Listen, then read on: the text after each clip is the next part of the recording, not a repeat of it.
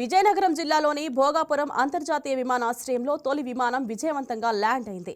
ఇవాళ ఉదయం 10:15 సమయంలో ఢిల్లీ నుంచి వచ్చిన వాలిడేషన్ ఫ్లైట్ ఇక్కడి రన్వేపై దిగింది.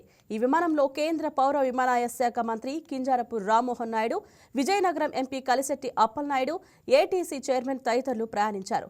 అత్యాధునిక టెక్నాలజీతో నిర్మిస్తున్న ఈ ఎయిర్పోర్టు ప్రాజెక్టు పనులు ఇప్పటికే 96% పూర్తయినట్లు నిర్మాణ సంస్థ జీఎంఆర్ వెల్లడించింది. ఈ నేపథ్యంలో విమానాశ్రయాన్ని జూన్ 26న అధికారికంగా ప్రారంభించేందుకు ఏర్పాట్లు వేగవంతం చేశారు. ఈ టెస్ట్ ఫ్లైట్ విజయవంతం కావడంతో త్వరలోనే ఈ ప్రాంతం నుంచి విమాన సర్వీసులు అందుబాటులోకి రానున్నాయి. ఎయిర్ ఇండియా వాళ్ళ సహకారంతో ఇక్కడ ల్యాండ్ చేయించాం. ఇది విజయవంతంగా జరిగినందుకు ప్రతి ఒక్కరికి ఇందులో కాంట్రిబ్యూట్ చేసినటువంటి వారు, మరి ముఖ్యంగా ఉత్తరాంధ్ర ప్రజానికం అందరికీ కూడా ఈ శుభ సందర్భాన శుభాకాంక్షలు అందరికీ కూడా తెలియజేసుకుంటున్నాను. ఇప్పుడు ల్యాండ్ అవుతున్నప్పుడు, ల్యాండ్ అయిన తర్వాత పైలట్ అనౌన్స్మెంట్ చేశారు ఫ్లైట్ లో, అల్లూరి సీతారామరాజు అంతర్జాతీయ విమానాశ్రయంలో మీ అందరికీ కూడా స్వాగతం అని. ఆ మాట వినడానికి ఎన్నో సంవత్సరాల నుంచి మనం ఎదురు చూస్తూ ఉన్నాం.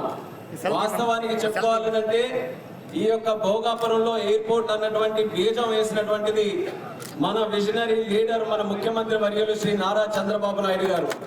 ఆ రోజు ఉత్తరాంధ్ర అంతటిని కూడా కలిపి కట్టుగా మనం అభివృద్ధి చేయాలనంటే ఒక ప్రాజెక్ట్ అందరికీ ఉపయోగపడే విధంగా, కనెక్టివిటీని పెంచే విధంగా ఇక్కడ చేయాలనే ఆలోచనతో అప్పుడు మన ఉత్తరాంధ్ర నుంచే పార్లమెంటు సభ్యుడిగా కేంద్ర మంత్రిగా ఉన్నటువంటి పోసపాటి అశోక్ గజపతిరాజు గారి తాలూకు ఆధ్వర్యంలో ఆనాడు 2016లో కేంద్ర ప్రభుత్వం నుంచి ఇన్ ప్రిన్సిపల్ అప్రూవల్ ఈ భోగాపురం ఎయిర్పోర్ట్ కోసం చేసుకోవడం జరిగింది. కానీ తర్వాత ప్రభుత్వం మారడం వల్ల, అనేక కారణాల వల్ల, అనేక ఇబ్బందులు రావడం వల్ల ఆలస్యమైన మళ్ళీ ఆ భగవంతుడి అవకాశం నాకు కల్పించాడు.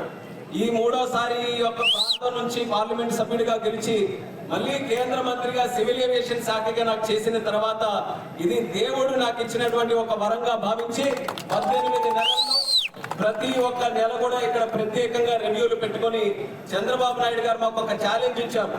ఎప్పటికల్లా పూర్తి చేస్తారని మొదటి నెలలోనే ఇక్కడ రివ్యూ మీటింగ్ పెడితే ముఖ్యమంత్రిగా ఆయన అడిగిన తర్వాత మేము డిసెంబర్ 26కి ఇది కంప్లీట్ చేయాలని ఉంది సార్ అని చెప్తే, డిసెంబర్కి కాదు ఉత్తరాంధ్ర అభివృద్ధి చెందడానికి ఇది ప్రధాన కారణం కాబోతుంది కాబట్టి 6 నెలల ముందే దీన్ని పూర్తి చేయాలని ఆలోచన చెప్పారు.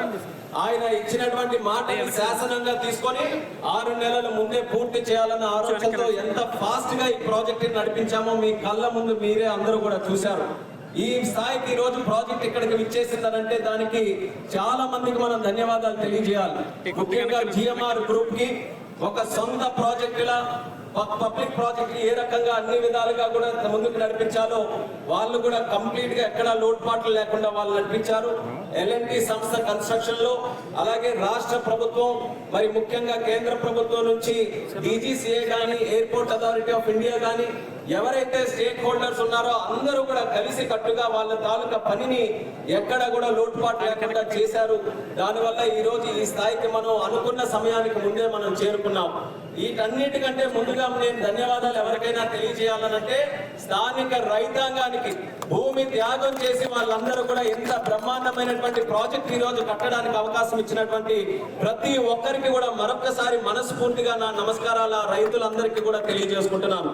మీ తాలూకా త్యాగాన్ని వృధా చేయకుండా ఈ రోజు ఈ భోగాపురం ఏదైతే విజయనగరంలో ఒక ప్రాంతంగా ఉండిందో అదే భోగాపురం ఈ రోజు వరల్డ్ క్లాస్ లో ఒక సిటీగా తయారు చేయడానికి బీజం పడిందనేది కూడా ఈ సందర్భంగా తెలియజేసుకుంటున్నాను. ఒక్క కారణం మీరు అందరూ కూడా గుర్తుపెట్టుకోవాలి. ఒకటి, ఆ రోజు చంద్రబాబు నాయుడు గారి విజన్ తోనే హైదరాబాద్ లో శంషాబాద్ ఎయిర్పోర్ట్ నిర్మించినప్పుడు ఇదే రకంగా ఏమీ లేనటువంటి ఒక ప్రాంతంలో ఎయిర్పోర్ట్ నిర్మిస్తే అసలు హైదరాబాద్ కి ఎంత పెద్ద ఎయిర్పోర్ట్ అవసరమా అని ఆ రోజు చాలా మంది నవ్వారు. కానీ ఈ రోజు హైదరాబాద్ లో ఆ శంషాబాద్ ఎయిర్పోర్ట్ చూస్తే ఒక గజం భూమి కూడా ఈ రోజు అభివృద్ధి చేయడానికి మనకు దొరకట్లేదంటే ఎంత ఫాస్ట్ గా 20 సంవత్సరాల్లోనే ఏ రకంగా అభివృద్ధి చెందిందో మనం అదంతా కూడా చూసాం. అదే పరిస్థితి ఈ రోజు భోగాపురంలో కూడా ఏర్పడుతుంది.